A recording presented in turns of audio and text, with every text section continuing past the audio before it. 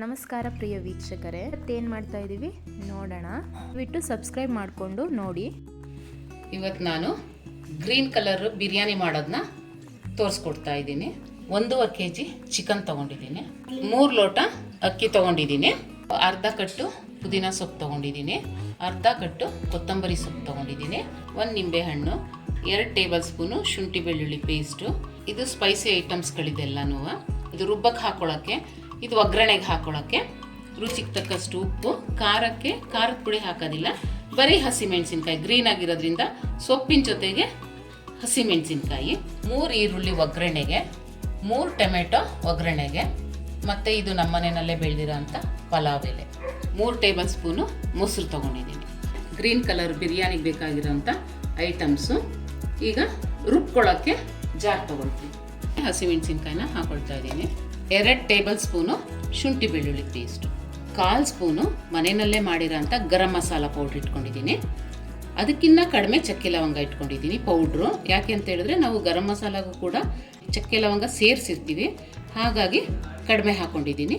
ಮತ್ತು ಮನೆಯಲ್ಲೇ ಮಾಡಿರೋಂಥ ಅರಿಶಿಣದ ಪುಡಿ, ನಮ್ಮ ಮನೆಯದೇ ಏಲಕ್ಕಿ, ಈ 3ನ್ನ ರುಬ್ಬಕ್ಕೆ ಹಾಕೋತಾ ಇದ್ದೀನಿ. ಕೊತ್ತಂಬರಿ ಸೊಪ್ಪು, ಅರ್ಧ ಕಟ್ಟು ಕೊತ್ತಂಬರಿ ಸೊಪ್ಪು ತೊಳೆದಿಟ್ಕೊಂಡಿದ್ದೀನಿ.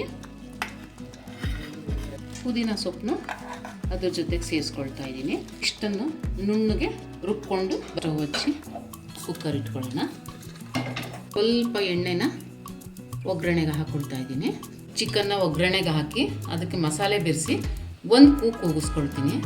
ಡೈರೆಕ್ಟಾಗಿ ಒಗ್ಗರಣೆಗೆ ಚಿಕನ್ ಹಾಕಿದ್ರೆ ಅದು ನೀಟಾಗಿ ಒಳಗಡೆ ಎಲ್ಲ ರುಚಿ ಹಿಡ್ಕೊಂಡಿರೋದಿಲ್ಲ, ಬೆಂಡು ಥರ ಇರುತ್ತೆ. ಅದಕ್ಕೋಸ್ಕರ ಚಿಕನ್ನ ಈಗ ಹಾಕೊಳ್ತಾ ಇದ್ದೀನಿ. 1 ಕೂಗು ಕೂಗಿಸ್ಕೋಬೇಕಷ್ಟೆ. ಚಿಕನ್ ಹಾಕಿದ್ಮೇಲೆ ಸ್ವಲ್ಪ ಉಪ್ಪು ಬೆರೆಸ್ಕೊಂಡು ಮಿಕ್ಸ್ ಮಾಡ್ಕೊಳ್ಳೋಣ. ಮಸಾಲೆ ರುಬ್ಬಿರೋದನ್ನ ಬೆರೆಸ್ಕೊಳ್ತಾ ಇದ್ದೀನಿ. ಮಸಾಲೆನ ಬೆರೆಸ್ಕೊಂಡು ನೀರೇನು ಹಾಕೋಬಾರ್ದು, ಹೀಗೇ 1 ಕೂಗು ಬೆರೆಸ್ಕೋಬೇಕು. ಮುಚ್ಚೋಣ. ಬಿರಿಯಾನಿ ಮಾಡೋಕ್ಕೆ ಪಾತ್ರೆನ ಸ್ಟವ್ ಮೇಲೆ ಇಟ್ಕೊಂಡಿದ್ದೀನಿ. ಅಲ್ಲಿಗೆ ಎಣ್ಣೆ ಹಾಕೊಳ್ಳೋಣ. ಈಗ ಎಣ್ಣೆ ಕಾಯ್ದಿದೆ. ಈಗ ಏಲಕ್ಕಿ, ರಾಟಿ ಮೊಗ್ಗು, ಅನಾನಸ್ ಮೊಗ್ಗು, ಚಕ್ಕೆ, ಪಲಾವ್ ಎಲೆ ಇಷ್ಟನ್ನು ಒಗ್ಗರಣೆಗೆ ಹಾಕ್ಕೊಂಡು ಕಟ್ ಮಾಡ್ಕೊಂಡಿರೋ ಅಂಥ ಈರುಳ್ಳಿ ಸೇರ್ಸೋಣ. ಈಗ ಚೆನ್ನಾಗಿ ಮಿಕ್ಸ್ ಮಾಡ್ಕೊಳ್ಳೋಣ. ಟೊಮೆಟೊ ಸೇರಿಸ್ಕೊಳ್ಳೋಣ. ಒಂದು 5 ನಿಮಿಷ ಫ್ರೈ ಆಗಲಿ. ಇದು ಸ್ವಲ್ಪ ಉಪ್ಪು ಹಾಕ್ಕೊಳ್ಳೋಣ, ಬೇಗ ಫ್ರೈ ಆಗುತ್ತೆ. ಅಂತ ಮೊಸರು ಸೇರಿಸ್ಕೊಳ್ಳೋಣ. ರುಬ್ಬಿಟ್ಕೊಂಡಿರೋ ಅಂಥ ಮಸಾಲೆ ಏನು ಹಾಕಲ್ಲ ಇದಕ್ಕೆ, ಯಾಕೆಂದರೆ ನಾನು ಚಿಕನ್ಗೆ ಹಾಕ್ಕೊಂಡು ಬೇಯಿಸ್ಕೊಂಡಿರೋದ್ರಿಂದ ಇದಕ್ಕೇನು ಹಾಕಲ್ಲ. ಈಗ ಇದಕ್ಕೆ ನಾನು ಬೇಯಿಸ್ಕೊಂಡು ಇಟ್ಕೊಂಡಿರೋ ಅಂಥ ಚಿಕನ್ನ ಸೇರಿಸ್ತೀನಿ. ಚಿಕನ್ನು ನೀಟಾಗಿ ಬೆಂದಿದೆ. ಚಿಕನ್ ಮಾತ್ರ ಸೇರಿಸ್ಕೊಳ್ತೀನಿ.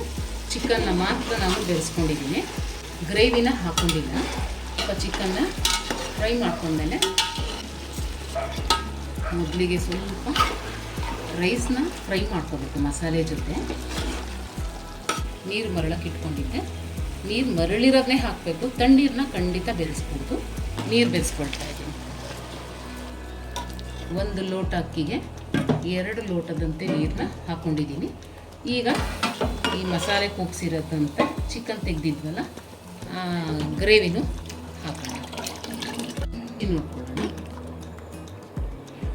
ಖಾರ ಸರಿಯಾಗಿದೆ, ಉಪ್ಪು ಸ್ವಲ್ಪ ಸೇರಿಸಿ.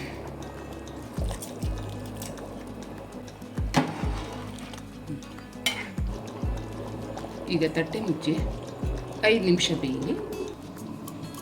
ಇದು 5 ನಿಮಿಷ ಬೇಯೋ ತನಕ ಈ ಕಡೆ ಸ್ಟವ್ನಲ್ಲಿ ಹೆಂಚನ್ನ ಬಿಸಿಗಿಟ್ಕೊಳ್ಳೋಣ. ಇದು ದಮ್ ಬಿರಿಯಾನಿ ಅಲ್ಲ, ಆದರೆ ಪಾತ್ರೆನಲ್ಲಿ ಮಾಡೋದ್ರಿಂದ ಕೆಳಗಡೆ ಅಕ್ಕಿ ಪಾತ್ರೆಗೆ ಅಂಟ್ಕೊಳ್ಳುತ್ತೆ.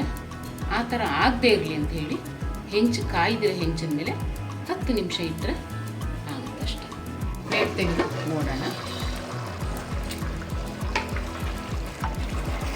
1/4 ಭಾಗ ರೈಸ್ ಬೆಂದಿದೆ. ಇದಕ್ಕೆ ನಿಂಬೆ ಹಣ್ಣಿನ ರಸ, ಬೆಣ್ಣೆಕಾಯಿ ಸಿಕ್ಕಿಟ್ಟು ಮಿಕ್ಸ್ ಮಾಡ್ಕೋಬೇಕು.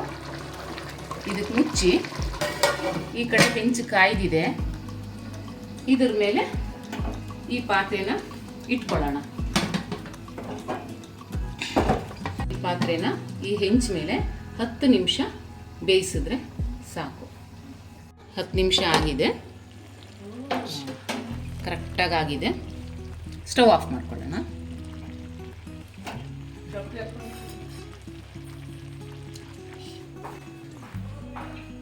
ಒಂದು ಬರ್ತ್ಡೇ ಇರೋದ್ರಿಂದ ನಮ್ಮ ಮನೆಯಲ್ಲಿ ಅವನಿಗೋಸ್ಕರ ಚಿಕನ್ ಬಿರಿಯಾನಿನ ಮಾಡಿದ್ದಾರೆ.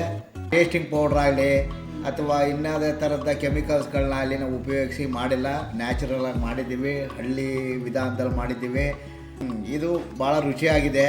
ಇದನ್ನು ನೀವು ಸಹ ಪ್ರಯತ್ನ ಮಾಡಿ. ನ್ಯಾಚುರಲ್ ಆಗಿದೆ, ಸಖತ್ತಾಗಿದೆ.